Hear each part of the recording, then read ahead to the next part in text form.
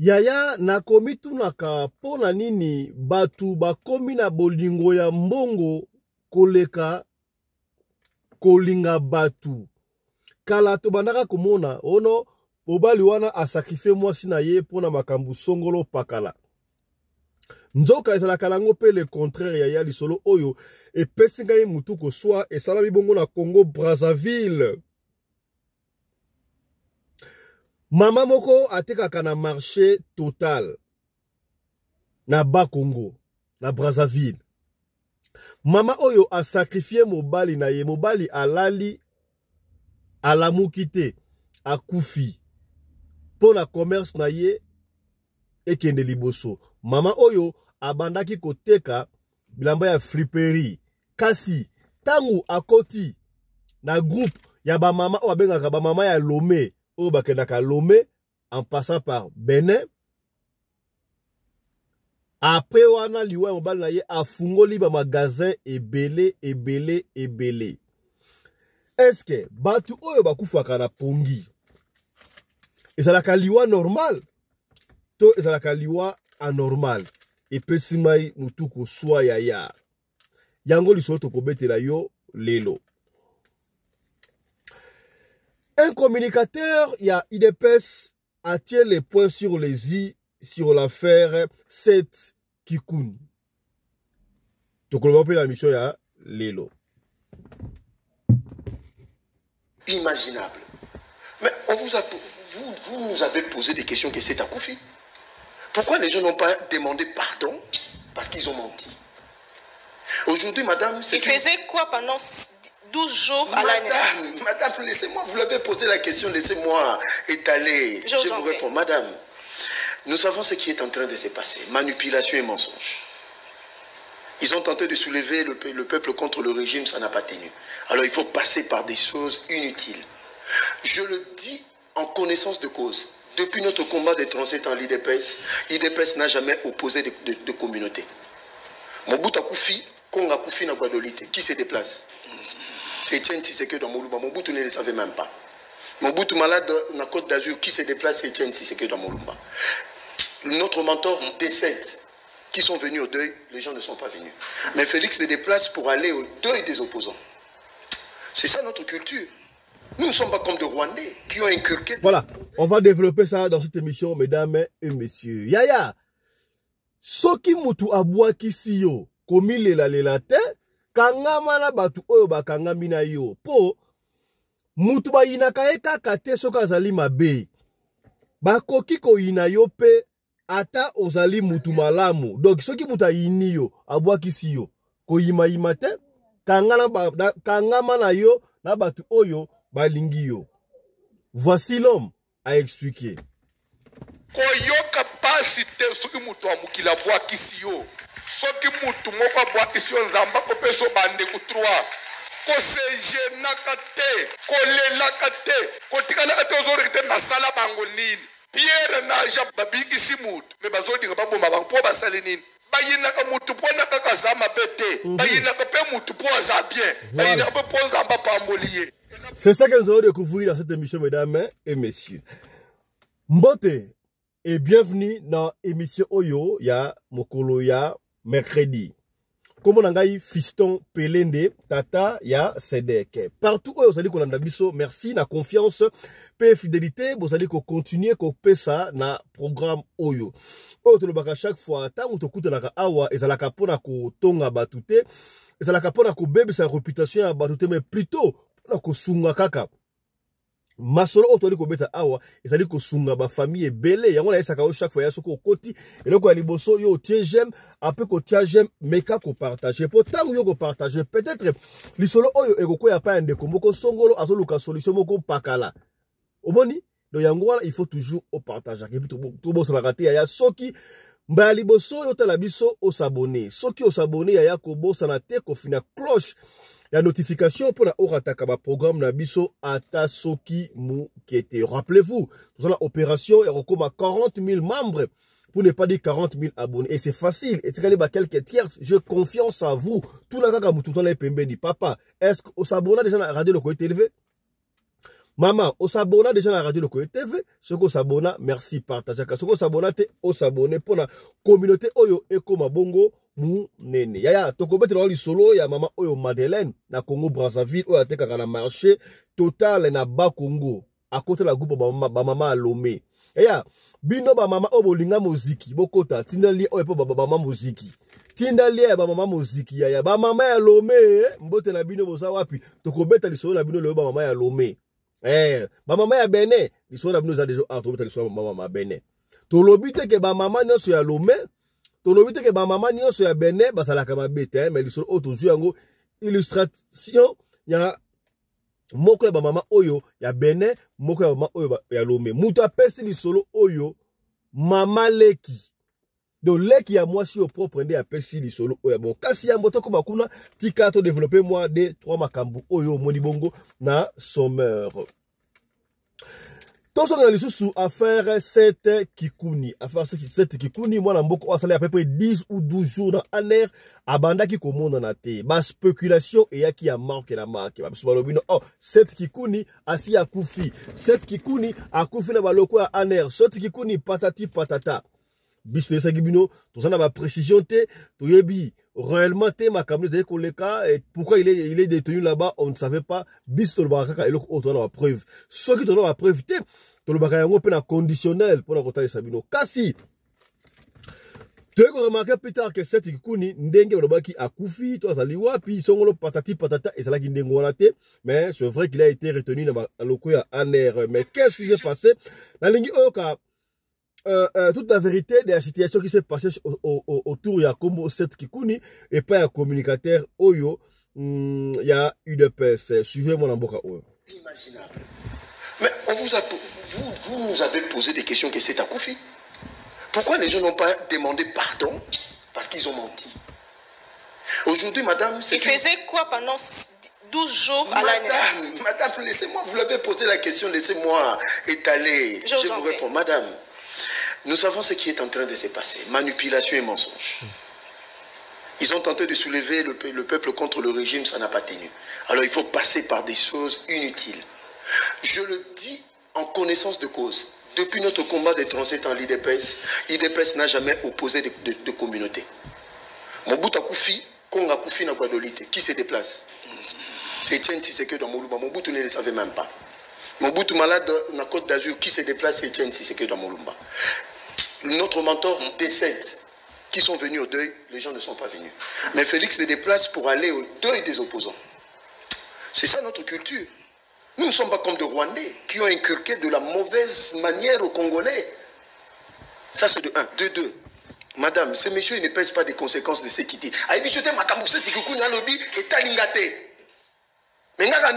Madame, vous vous souvenez de ce qui s'est passé en 1990-1992 au Katanga. Le plus long cimetière du monde, c'est au Katanga.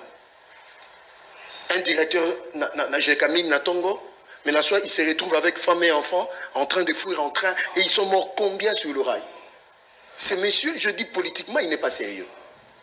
Madame, est-ce que vous pesez ce qui se passe dans ces pays? Soit on est sérieux, soit on n'est pas sérieux. Et puis ça se passe où? Au Katanga. Mais qui a appauvri le Katanga? Mais c'est M. Joseph Kabila. D'ailleurs, ce n'est pas de son vrai nom. Qui a émetté le maréchal Mobutu a laissé Jekamine en un seul morceau.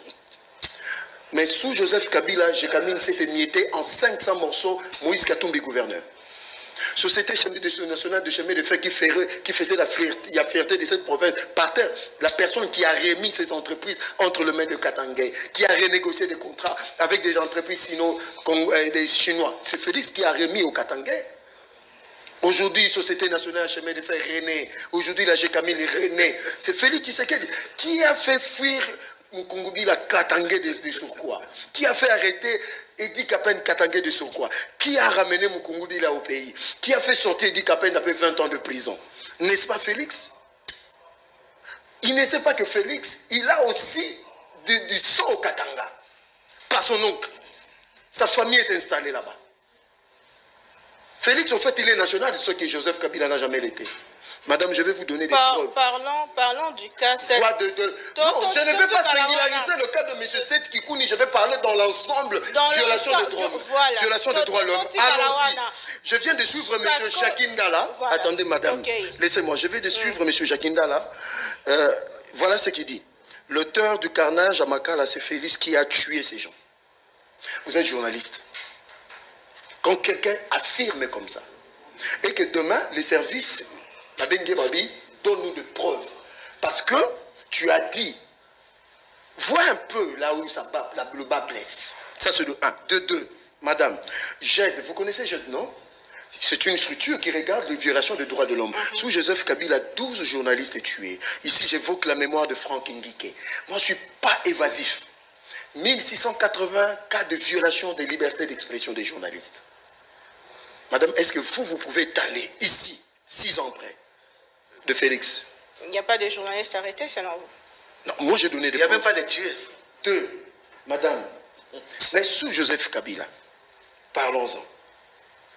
Tu entres à l'ANER et à la DEMIAP, quand tu sors, ton corps ne fonctionnera plus jamais comme auparavant. Je suis de ceux-là qui ont été arrêtés dans des cachots de l'ANER. Et j'ai des amis... Il y a une différence? Non, mais madame, je dis... Barnabé Milingano qui est entré en prison, il sort, il dit que non, la prison est mieux que pendant le Joseph Kabila. Il avait des juges flux. Madame, ce monsieur peut-être il est arrivé chez Kabila à l'âge déjà de la ménopause politique. Bon. Il ne sait pas ce que c'est. Je croyais plutôt que l'élément parlait de cette Kikouni, mais là je vois ce communicateur est en train de faire un parallélisme entre l'époque de Joseph Kabila Kabange et des Félix Tshisekedi. On ne va pas rentrer dans les détails où ça un parallélisme à l'époque des. C'est qu'on sait que le président avait promis de fermer tous les cachets de la mer avant qu'il soit président, mais ce qui n'a pas été fait.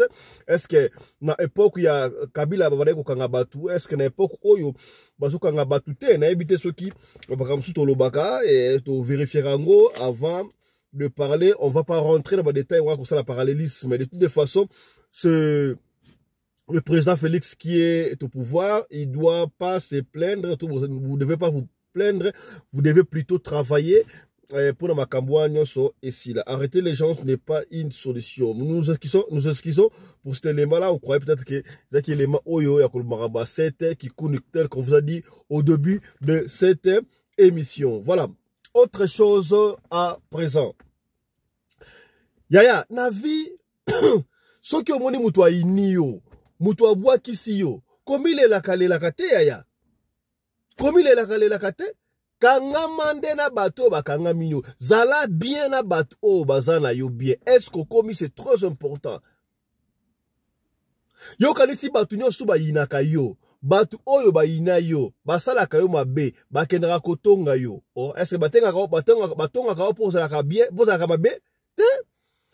Ba yinaka mutu mususu pepo azali mutu malamu. Mutu sali ba action ya kitoko.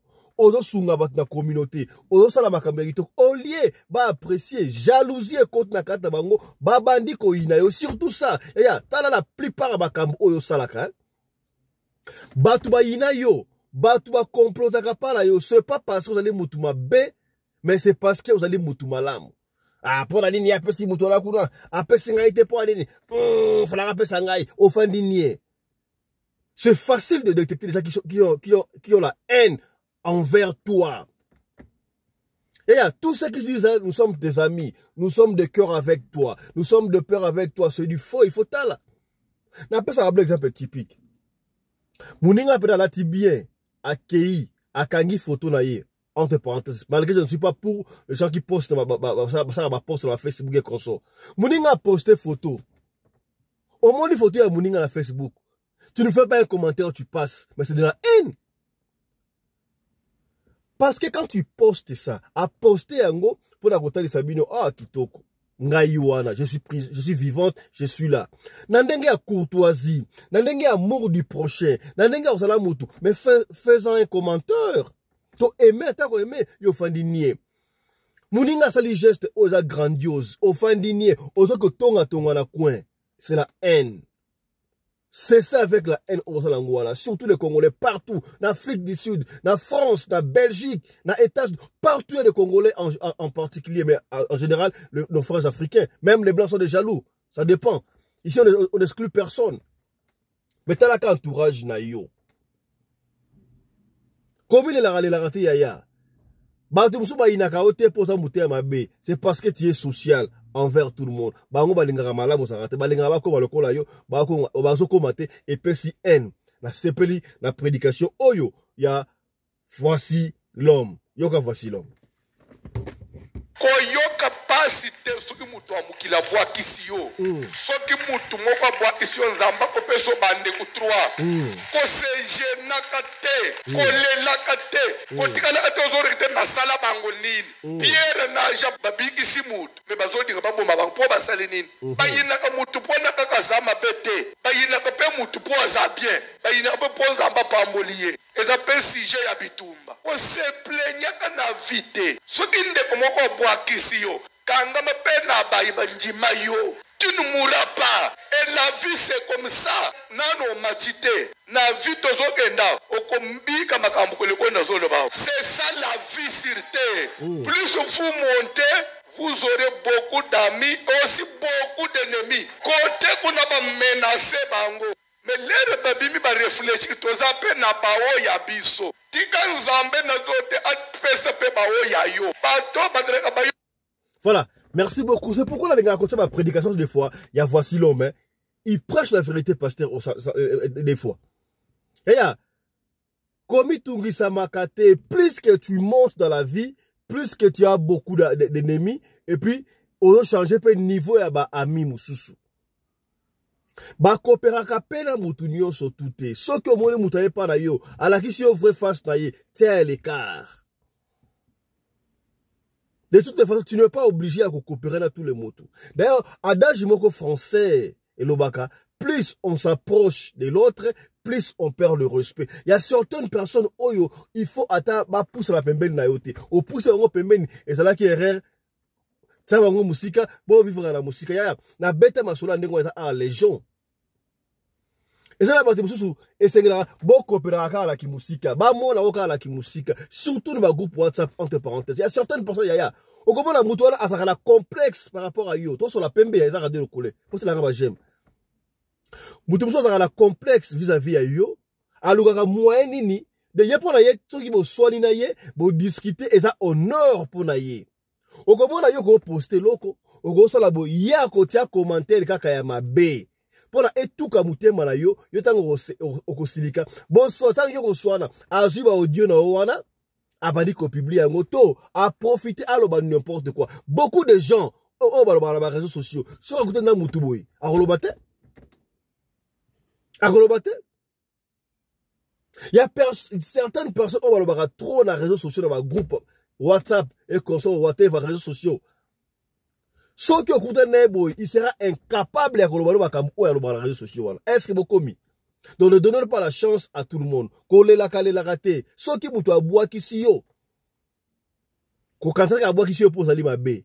Un peut la carte naïe. Li kunya pour nani niye yoti. Alors kanga mana batu oyo bazana yo malamu. Zalala mutu oyo azana yo malamu. Mutu azana yo mabe kuna. Et pour détecter, il y a certaines personnes oyo kuto quand ça yo malamu mais azana yo mabe. Bon, ça m'a dangereux sur le cas. Mais pour détecter mon ça bien c'est facile. La personne va signaler déjà moi. Je crois prochainement tu reçois une émission spéciale pour le Makambo Oyo, ya Marco yo. Voilà.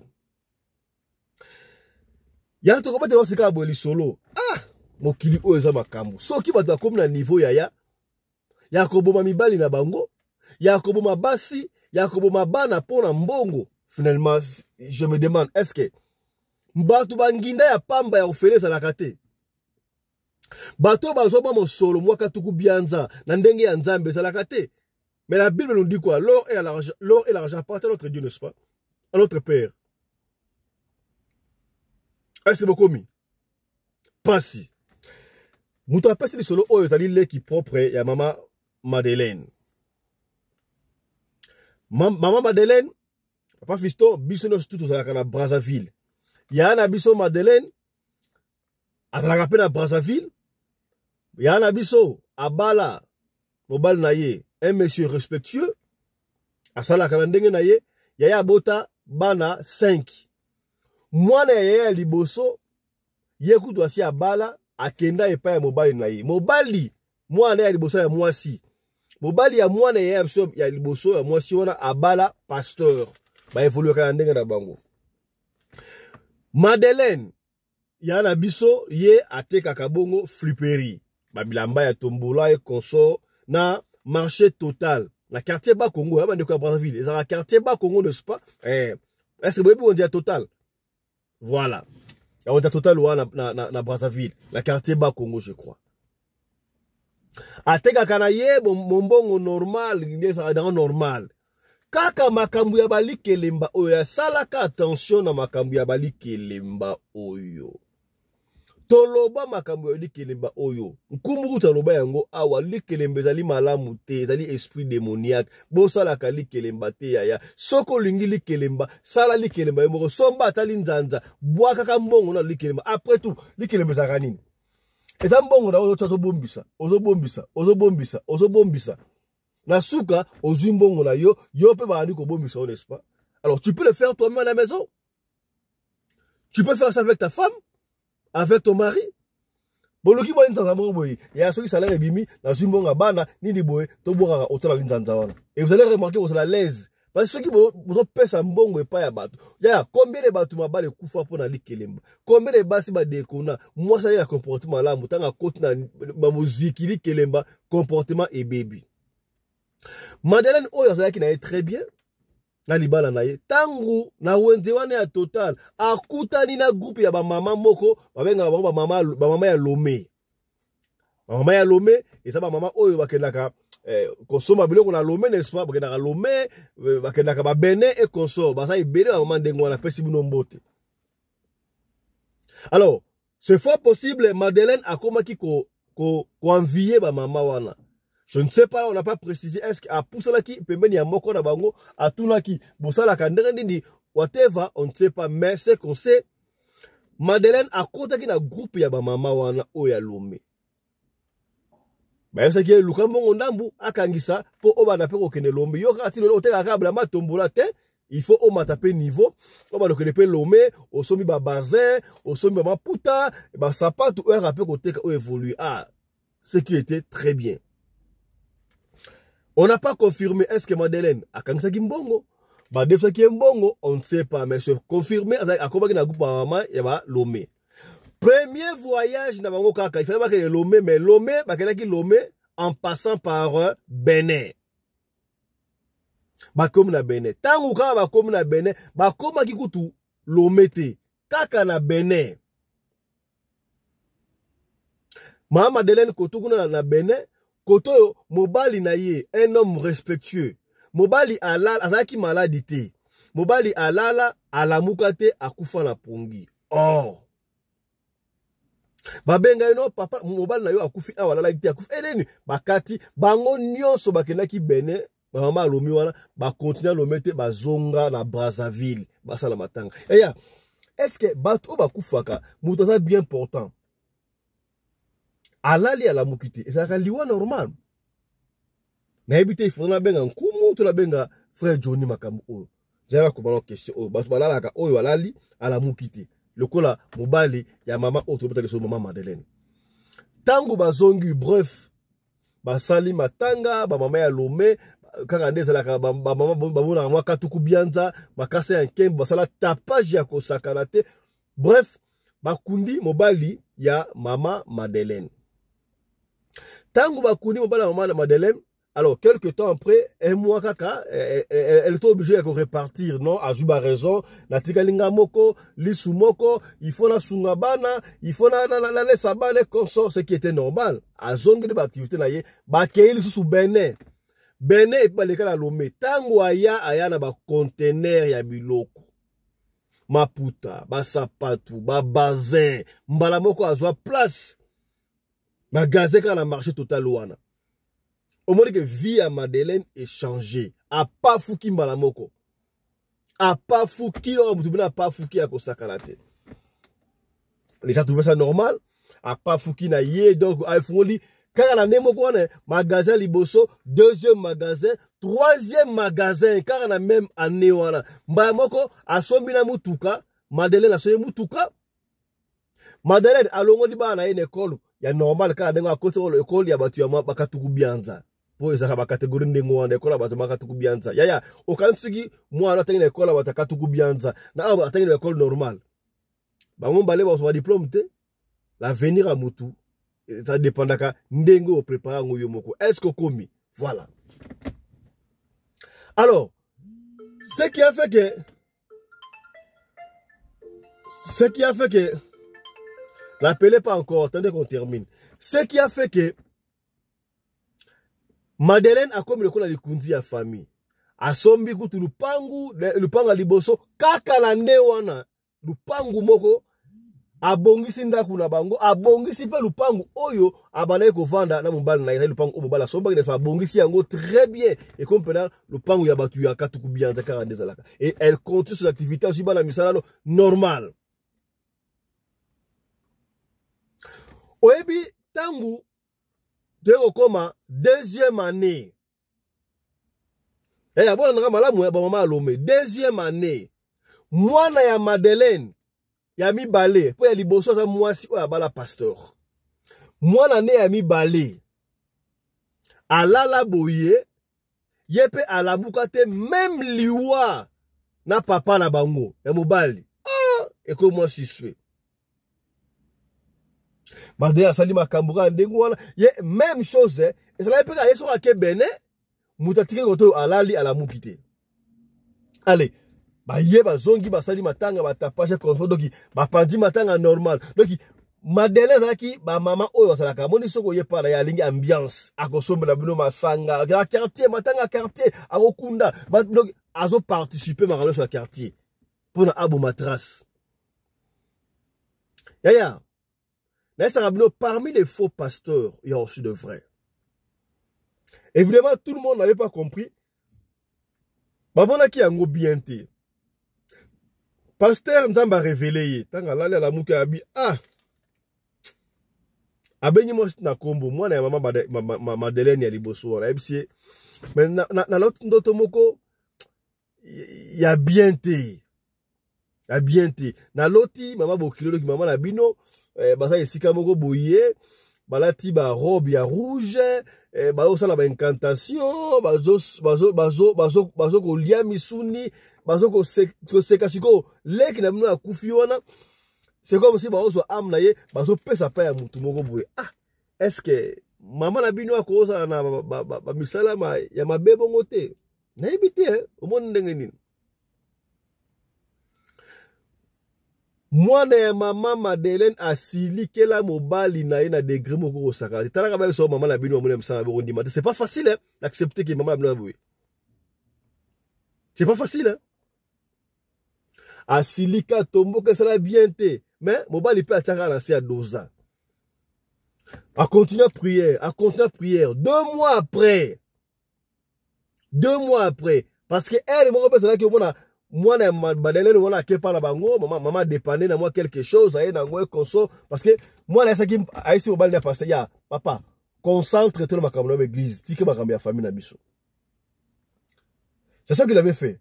Au fil du temps tangu a se concentrer na makambo ya église Nzamba talisi ye alakisi ye apesi révélation. Ah bokilo na yo bala kufaki beau-frère na yodo kufa.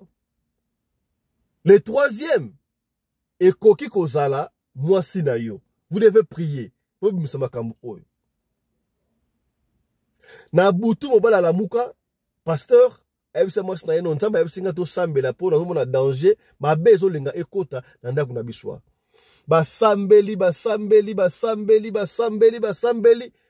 tango basambeli balali nzambe o sambela oyaya ayeba ki pesa ke soki mobali alobi mwana Madeleine na mwasi akodouter ye nzambe moko se manifeste alakisi mwana ya Madeleine ye moko ya mwasi wana alakisi ye nini amoni mama na bango baza isika moko boye on dirait baza likolo ya mai ya fleuve kaka fleuve eza océan baza likolo ya océan bazokoteka biloko yango bazobimisa na sa mai ezokoya en échange mama na bango azokopesa azopesa eloko moko c'est comme si amonaki on dirait elamba ya leki na ye oyo akufaki wana asutuki tanga sutuka bi si mobali na ye na tongo tala ndo tonga alotu mobali abi voilà Dieu merci nzambe pe peut-être a révélé makambo oyo soki tofandi boye mabe ekoki kokoma asa ma bo kilomètre nazomona on dirait mbongo oyo azwi wana eza pena normal te tosala ndenge nini tokende koyebisa famille bamemana mwana ya mama Madeleine na liboso wana na mobali na ye bakeya na famille ya papa na bango papa sakufa bayebisa koko na bango bakenda lisusu na famille parce que mama ya mama Madeleine yebo akufa me bandeko ne bazali ayebisa mama leki na bango apesa so solo na banoko onke talanga na moni boye na moni mabe ezali kokuta ezali siko koko ya mukolo papa ya ba papa na bango oya kufaki wana abi oui c'est vrai ngape na mona ba pressentiment eza bien te mbongo ya Madeleine na mona ka yango pena malamu te bon na tika na ka ndengo mais boye ko simba te tokuta lokolo ya dimanche ye Madeleine dimanche atekaka te ça va bobenga ete wana koko mutabe bobenga ete ngai moko na kobenga ye mukolo ya samedi po soki de avant ma BP ekoki kokoma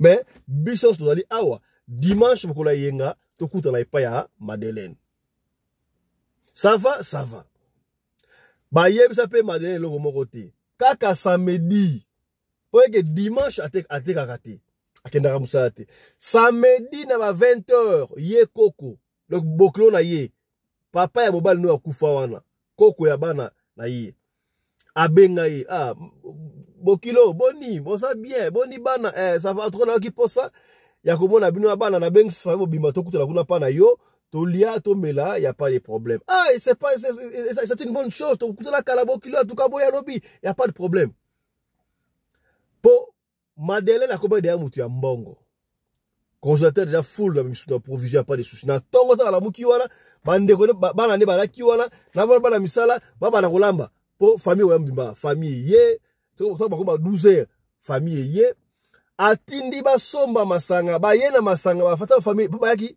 bayok bakutela basaki boye bakutela na kwemo ko songolo bango nyos tuna famille ye Madeleine na famille mobali na ye na mwana na ye liboso ya mwasi na mobali na ye na bakoko na ye ba ye nzela moko bakoti bakutaki dia bakiti ba bonke déjà très bien bafandi Madeleine esengo pa mesana ndengo wana courtoisie ko atindi batu ba servir masanga koko bokilo na ye ya mobali koko ya mwana ya liboso wana habité Madeleine en tout cas biso to komela te to yepe ko umela te to yepe to tuna yo 2-3 makambo moko boye makambo ni bino tanga sous habitant ça n'est de trop to lukaki to zuba révélation pa nzambe konso ça ma bête to famille to lingi to yeba excusez-moi yebisa biso liwe ya mobali na yo ezali na maboko ya nani est-ce que oyebi ndenge mobali na yo akufaki wana 1 et puis 2 oyebi ndenge mwana na yo ya mbala akufaki koko nanga bakufaki liwa moko n'est-ce pas yo sala ka na bene mobali akufi oyo kundi kaka na bene mwana kufi oye okundi est-ce que oyebi liwa na bango Madeleine asilika donc bokangi ngai ndoki bolongo bapana bino kuna boyati apana ngai bokanga ngai ndoki qu'est-ce qui ne va pas pona nini ndengo wana pona nini ndengo wana pona nini ndengo wana pona nini ndengo wana asilika ya kosaka na te Madeleine asilika ngala naza ndoki te est-ce que bino mutu akoki ko évoluer normal te mutu akoki ko zwa mbongo normal te soki mutu abongi na vie bino ka kisi bino kindoki yango na boko tika na ba pauvre Madeleine za na kimia ngai boklo na tuna yo eza na ndenge mabete soki oyebi likambu te oyebisi biso na yebi likambu te te nga na yebi likambu te ça va ne tu yebi likambu te y a pas de problème biso pe tokofanda niete oyo akufaki wana azalaki mobali na yo mais azalaki mwana na ngai biso pe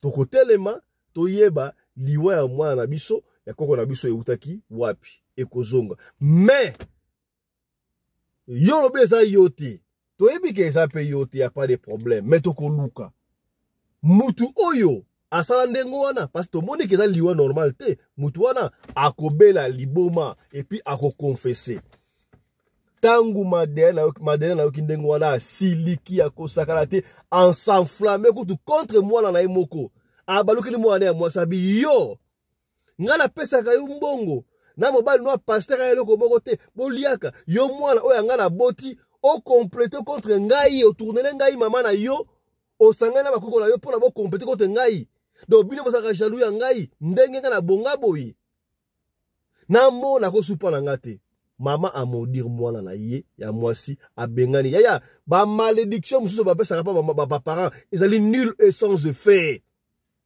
est-ce que komi yo parents za na mabe ozo sala bana na yo mabe ozo kabola bana na yo ocha confusion ba olinga batale so logique ba kamlenge ezali ozo maudire bana et aux essence de fait aussi baptême est-ce que komi c'est là nga j'aime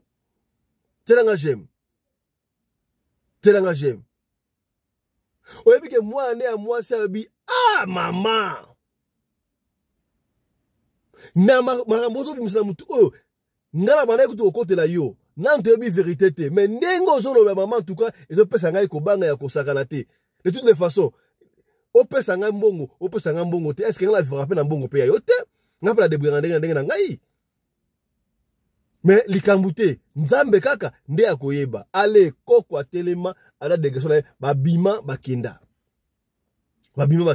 bakenda pe koluka yaya 2 mois esalaki 2 mois kaka bwena tongo ndenge esalaka bana balamuki basokoli akende kotika bango na classe et puis ye akei marché na ye wana akende magasin ocontrôler bana balamuki basokole consort mama tanga la mika aboye Madeleine afin na mbetu ka aboye abandi koganga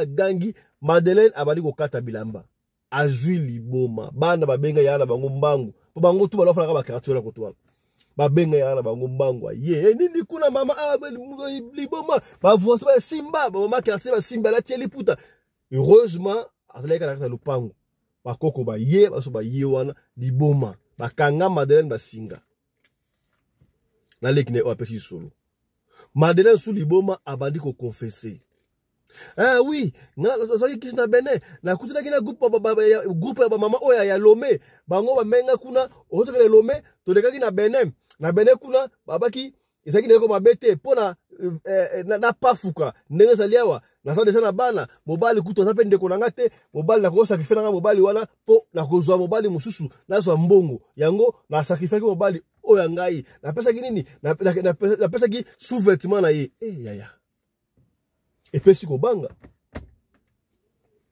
donc le mari vous devez contrôler vos sous-vêtements chaque jour ce que bungi te ba te belé blama na bunga na ndako ba essayer kenda te tu vois à qui doit-on faire confiance akendeki nango kuna yango aparte wana yebite do ifaye to la kuna pendant ki akufaki ndengo wana allez mbala boko yango na komaki ren bapesa kinga pouvoir kuna mbongo na nango eza mbongo oyo obali nanga akendaka kosala après une année allez j'étais obligé ya ko sacrifier les sous moi nanga mobali oyo akufaki wana kaka ngai d'ailleurs année prochaine ezaki prévu na sacrifier moi nanga ya mwasi oyo abala pasteur mwana babi sans effet mobali na badi be fata mala moko ya kosambela koka be moni tokobwaka ete asa bokilo asaka mwana biso sikoyo toluka moyen nini tokosalisa ye bakanga ye basinga batike bakingi basinga wana po so otiki ye akobima libanda akosala ba désordre tango batiki Madeleine akomi liboma na kati ya lupanga Madeleine wana babandete ba kotonga moi maisonnette moko ya sikawana ezaki ba ciment ba travailler au sala wana. On ne sait pas qu'est-ce qui s'est passé. Bana bakenda yi classe. Madeleine alors tika la poste que yemoko na ba otonga kuna on ne sait pas qu'est-ce qui s'est passé mais Madeleine soko kaki posa mai soki nini Madeleine soki on ne sait pas son taliboma so ataki ciment et ça milikito nini azui mai atoki mai so atoki mai wandenge on ne sait pas asankina ciment o atonga na baloli ameli ciment wana ciment ekanga Madeleine talibomo kuna pa fisto Madeleine to kundaye akufa mama di kelemba na bango mama présidente bango ya Lomé tuila mwizi ya zaza akenda bongo na Pointe Noire pa fisto beta lisolo oyo otalisa batu ba groupe wana o ba mama Lomé o no biso ba muziki o nini bo ezalaka malamu te po mabe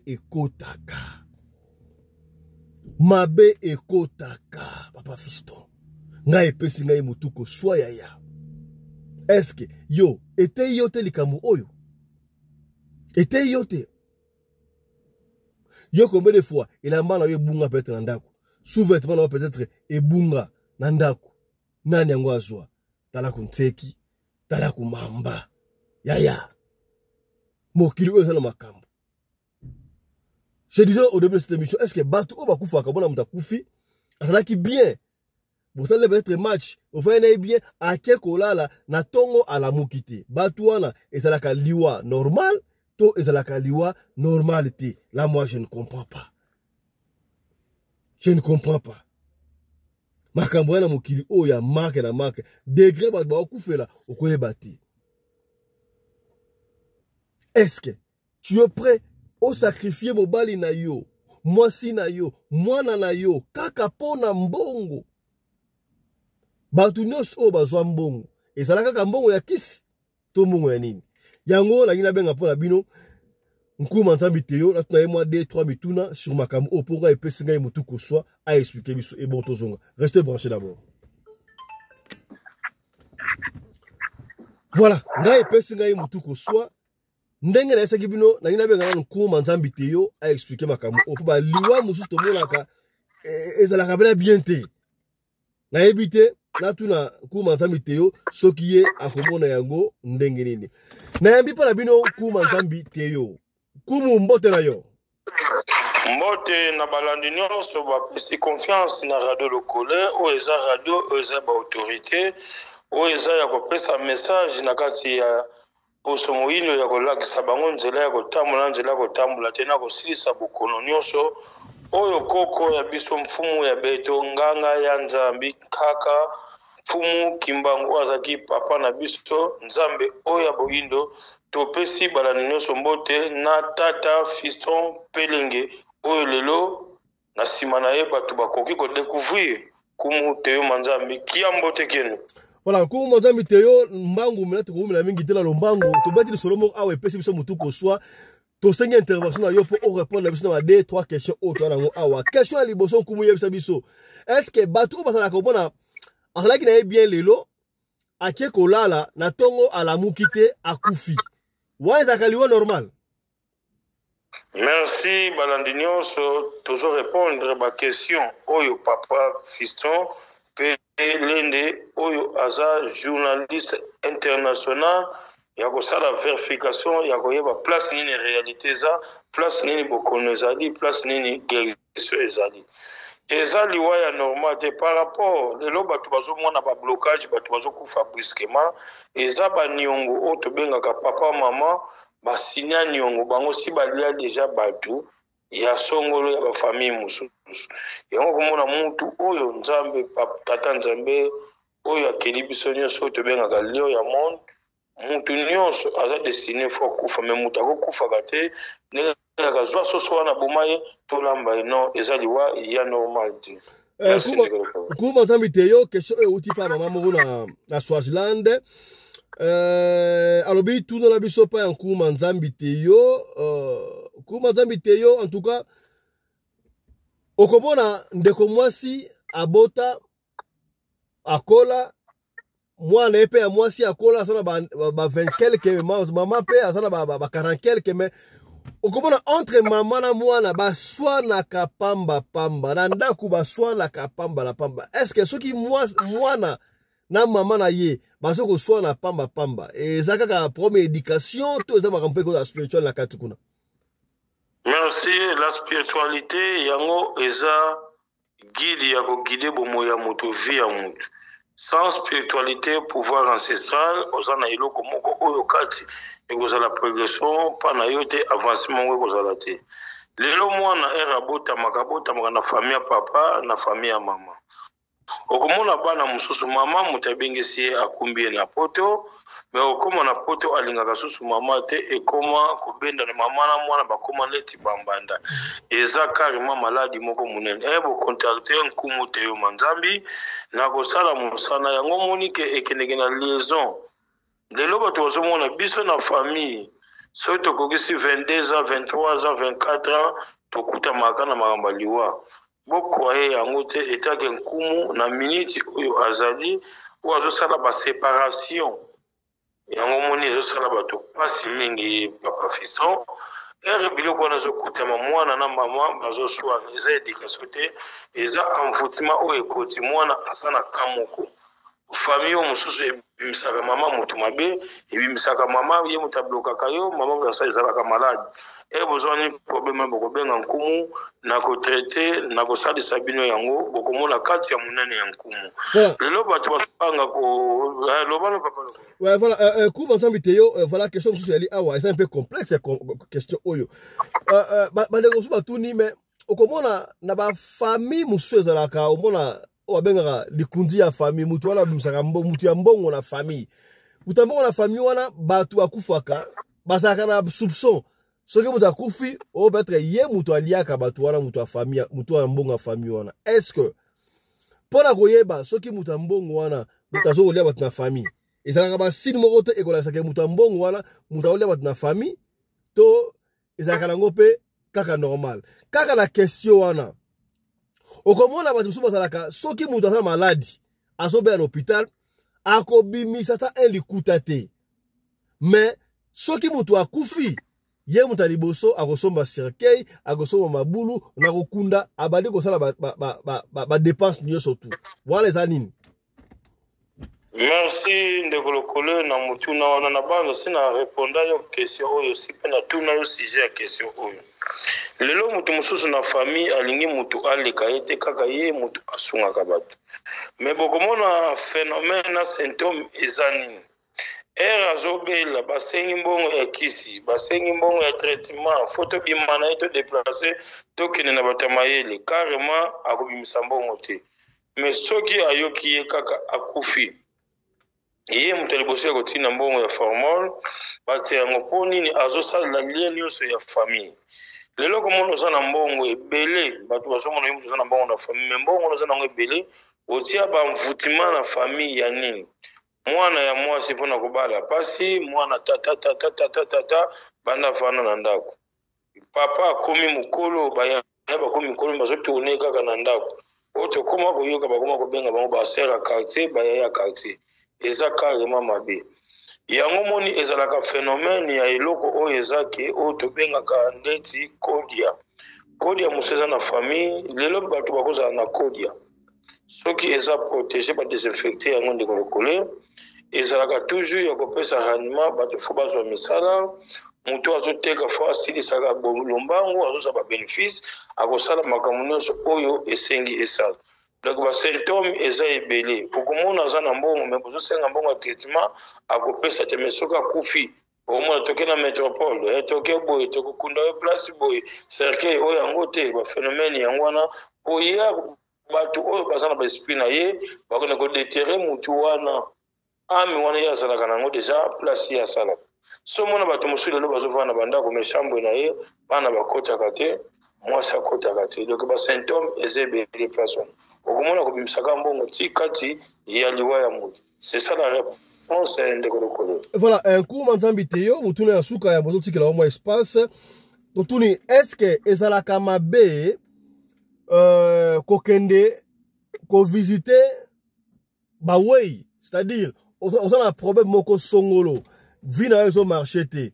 Tu te dis ah, na banda maman na biso kufa, banda papa kufa, vina yo marché te. OK, na cimetière, na tombe, ya papa na yo, ya maman na yo, ya ndeko na yo, OK kolela. Maman nga banda botika ngai vie marché te. Qu'est-ce qui ne va pas? Papa nga banda botika ngai vie marché te. Qu'est-ce qui ne va pas? Est-ce que kokende kosala ndengo wana ezali mabe to ezali malamu? Merci ndeko lokole, eza malamu pe eza mabe. Lelo po kene na tombe ya noko ya mama ya tata mwasi bandeko bolandaka malamu. Bozo bengaka nkumu azofongola bino po lelo okene na nzela ya mabe te. Obangaka nkumu tesi ya problème benga nkumu akosalisa kosunga yo. Naza pe na baconseil ya kopesa na eloko oyo ezosala bino mabe. Kobenga nkumu eza teka te nkumu apesa yo kisi, be nkumu kakosalela kisalu kiyoko kina kenanga mbazi sika kuvanga mpasi. Mudia Samu wa Wonzo wa Kindombe. Merci nazotele na question oyo tata pelenge oyo tuninga oye toyebite musala osoki ya kobota manaye ou bien ayekola kiango bien sala kiango na classe. En tout cas félicitations. Réponse nango ezani. Kokine na batom bulu kakatom tie. Lelo kuna mama ke kuna tata moso ke kuna noko faut que symbole osa déterminé où ezaki fumu na directement. Rozoluka tom bozo se tâtonner est-ce que awa bakunda mama bakunda papa bakunda ni eko bloquer yo difficulté eko ya makasi. Eloko bozo pona ko sali na kapoza na vision ya koyeba osombi nsamba osombi makasu osombi bunda osombi na nlengo obwaki yango osengi na bankulu oto bengaka bancetre bankumu directement olongo esika ti place ya tombe soki ke koloba carrément akoyoka yo moto akufaka me bomoi na ye na baesprit na ye toujours etambola moto akufaka libela te boke kotatone situ soki otombeka boke kotala tombe mosusu cimetière mosusu otika na libabe odibon yango moni bablocage eza na banzela ebele ozwa mi likambo wana bokocontacte nkumu na suka nkumu akoyebisa bino nimero na ye nyonso mibale bokozala na patience ya koyoka nano mateya na suka na koloba nimero oyo ezali ozwa temps ya koyoka na temps ya kokonstate sena benga nkumu bena kobenga ete bena tunako. Voilà. Merci. Kumu manzambi te yo topesi mwa kaka minute lelo mwa iloba koloba na bandeko bana biso zali. Ok, lelo bekozanga te po bandeko toujours bazobika na nzela ya nkumu te manzambi oyo pe nana landanga te akolandanga aza na problème akobenga oyo eza pouvoir ancestral oyo eza ke lelo moto aza na difficulté lobi difficulté ya moto nesili awa tobotami biso nyonso na se tobotami na tata moko nzambe oyo aza likolo tobengaka lion atikela moto te aza na difficulté po lobi akende kosenga na moto mosusu eza biso na biso bato ya mokili tozosala bablocage na bafreinage oza na likambo oyo ezosimba yo te be makambo ezotambola tokobenga nkumu akosalisa yo na koyebisa yo kati ya maladi na kati ya bato oyo baza esika nimero nano nakopesa na banda lelo tozopesa conseil nakopesa nano nimero mpona moto mosusu amitungisa te lelo okobenga nga ozwinga yobengi mpe papa Fiston ozwi ye te na banza nazopesa bino nimero na suka susu nakoyebisa bino nimero par rapport ya kopesa conseil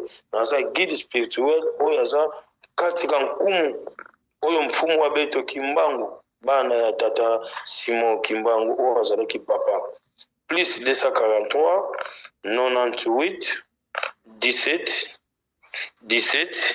013 une autre numéro sokozinga na oyo te obenga na oyo mosusu plus 243 89 44 54 885 message oyo nkumu te yo manzambi ayeli bino na nsima na radio lokole lelo ndeko nyonso nazalaki un peu ya déplacement nasali presque une semaine nazalaki sur place te mutu nyonso oyo etangami mosala nkumu na avansa boye na nasilisi boye te na nazongisi boye te Kumu aza disponible soki likambo homonucléaire biomonucléaire te benga Kumu aza disponible mpona kosunga bino. Radio Lokolo eza radio internationale eza te ke ngana papa Fiston toyebani te, mais vie ya batémoignage oyo bamisusu bazopesa bamisu abiki mpe apesi te naza disponible. Lelo moto azwami problème oyo ezaki ezotungisa ye mwana situbengaka bana nazozongela mama bana. Pourquoi bana baza avenir na biso ya lobi po biso nyonso tozokola. Ozwami problème ya mwana connaissance na ye ekimaka, mwana abotama normal atambolaka te, mwana abotama normal abana prononciation ya koloba mwana azoloba te. Yo mama oza na problème na eloko moko etambolaka na nzoto na motolo na nsima makolo evimbaka benga Nkumu Theo Manzambe.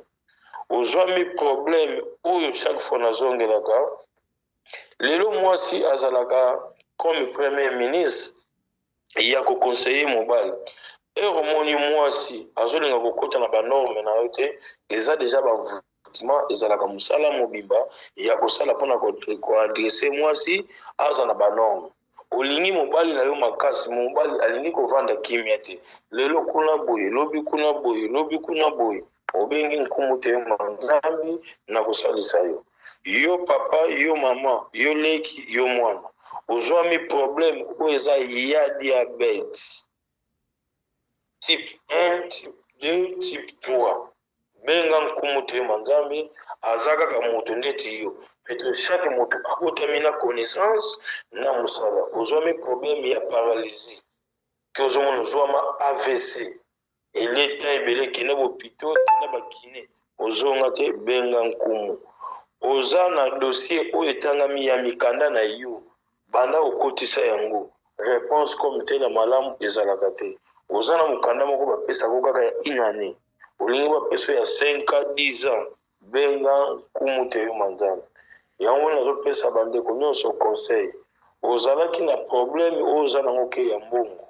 Mbongo na yo ebunga na ba esprit oyo bazwa yango. Obenge Nkumu na koreprendre stabilité na yo na kozongisa mbongo na yo. Mbongo nyonso oyo moni ozalaki na problème. Mbongo ozalaki ebeli mbongo ekimi.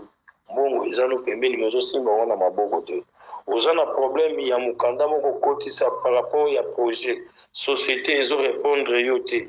Oza na problème ya vente, ya lupango, ya terrain, ya société ezo tekama te, ezo sala nini te, benga Nkumu Theo Manzambe. Lelo mutu nyonso akomi na escroquerie oyo ezaki mbongo moko oyokanaki bosala ngo kaka bine moko verbalement odefisa ye aboyi kozongisa mbongo na yo. Nkumu akozula yo mbongo wana na kotindela ye basoda na ngai oyo basoda bonaki komona bakaka wabeto mfumu kimbangu bakelenge kokonima ya yani oyo babengaka bancetre bankumu ya mikusi bakwa kosenga mbongo. Plus c'est possible degré et de force mutu wana kopesa mbongo. Problème oyo eza ya mwasi ozosuspecte mwasi me mwasi azwi biso bavérité te. Problème oyo eza ya mabota baregle ekangama oyo elia ta ebele soki ozwi kaka zeme elongwe mpona kobota pasi quel que soit âge okomi. Problème ya diabète type 1, type 2, type 3 benga Nkumu na banza na suki wana mpona misala eza ebele naza na bajour ya misala yango na kozongela numero mpo motu nyonso atia na mutu yango moni ozinga te kobenga papa Fiston akopesa yo numero soki oyoki yango malamu te. Biso nyonso boyebi nga na nsima ya papa Fiston oubie balandanga quelque part. Numero ya Nkumu Theo Manzambe yani bavene ngangu yekindwenga kisalu bamvene kuwa bankaka bakoko ya biso bancetre na biso plus 243 98 17 17 013. Un autre numéro plus 243 89 44 54 885. Napesi confiance na balandi na ngai nyonso oyo bazolanda na chaîne ya Radio Lokolo radio internationale napesi balandi na ngai nyonso mbote bozala na confiance ya nkumu omoni eloko esali yo pasi oyo nkumu bandaki koyamba ngai te oyo nkumu bandaki kosala boye awa natikalaki na oyo ya nkumu tosolola silisa oyo otikalaki na ngai ya nkumu nkumu asilisa mosala na yo nkumu soki abosani yo vi ya mamebele soki omoni likambo rapele nkumu ya nkumu napesaki boye napesaki nano boye te natikalaki na boye nasilisaki boye napesi bino mbote na papa Fiston mbote.